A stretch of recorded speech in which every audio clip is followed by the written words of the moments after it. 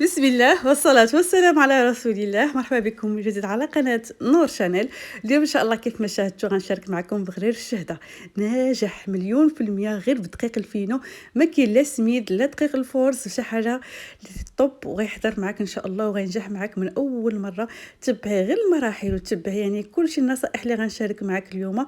كيف ما كتلاحظي هاد التباصيل ما كاش نهدي لكل وحده كتشاهد القناة ديالي اليوم ونقول لك ها انت يا حبيبتي ذوقي من البغرير وتمتعي ليا مع راسك وغشاق البغرير. اليوم ان شاء الله غيولي ينجح معكم كونوا اكيدين.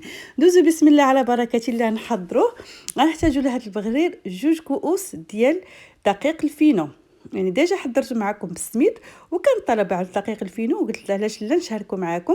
غنحتاج معاهم معلقه ديال خميره الخبز، معلقه صغيره ديال السكر سنيده او ممكن ما ديروهاش، معلقه صغيره ديال الملحه، كيس ونص ديال خميره الحلويات، وثلاثه الكؤوس ديال الماء نفس القياس اللي عبرنا به الدقيق هو اللي كنعبر به الماء. كندير 3 الكيسان ديال الماء. كندير السميده عفوا دقيق الفينو هو الاول هكا في الجبانيه اللي غنخلط فيها. كنضيف ليه الخميره ديال الخبز، غنضيف ليه معلقه صغيره ديال السكر، غنضيف ليه الملحه.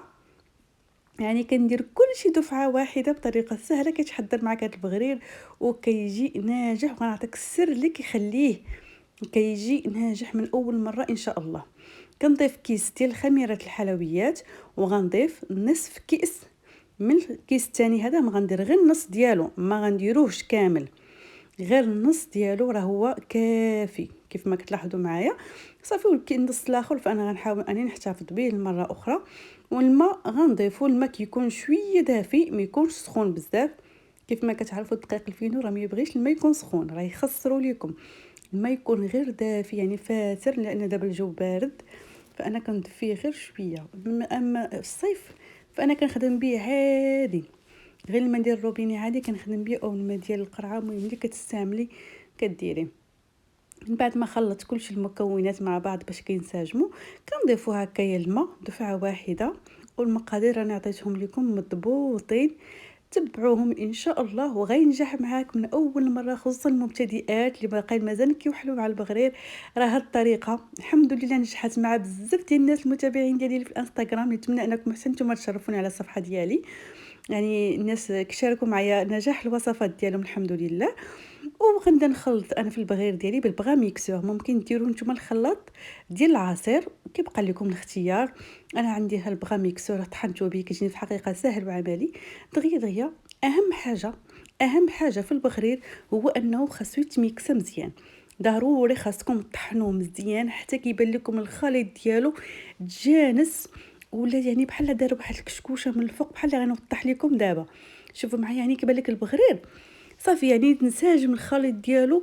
كيبغي هو الطحين واحد 3 دقائق او 4 دقائق، عطيه الطحين مزيان راه غينجح معك.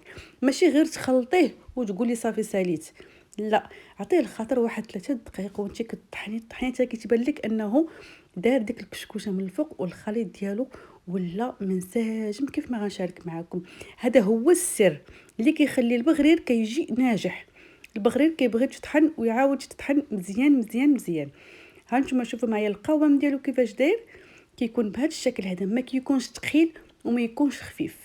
القوام ديالو انا حاولت انا ما نصلحش لكم الفيديو باش تشوفوا القوام يعني على حقيقته كيفاش كيكون. انا هنا كنخليه 5 دقائق حتى ل10 دقائق كيرتاح لا غير، يعني ما كنخليهش يختمر بتاتا. 5 حتى ل10 دقائق يعني الا بغيتي تصاوبي تغسلي دوك المعينات اللي خدمتي فيهم ولا فهمتي خليتيه يرتاح هكا العجين. وكنجيب واحد المقله ديال خاصه بالبغرير، المهم المقله دي تكون هكا ديال البغرير ما كتلصقش، وكنبدا نوزع فيها الخليط. ما تكونش العجين ما ديروش يعني الكميه كثيره بزاف، ما يكونش غليظ. ديروا قياس اللي تبان لكم بغريره هي هذيك، ما تكونش غليظه بزاف وما تجيش رقيقه بزاف. وهانتوما كتشوفوا على عينيكم النتيجه كيجي ما شاء الله واحد البغرير رائع رائع رائع بزاف بزاف بزاف. يعني كيجي بحال الشهده، وحتى في المذاق كيجي خطير، كيجي رائع. صدقوني الا جربتوه ان شاء الله راه ما غتبقاوش تستغناو عليه. الناس اللي كيبغيو هكا بدقيق الفينو كيف ما عارفين كيكون هو موجود اكثر من السميده فالواحد انه ممكن انه يدير به البغرير، علاش لا، راه كيصدق مليون في المية.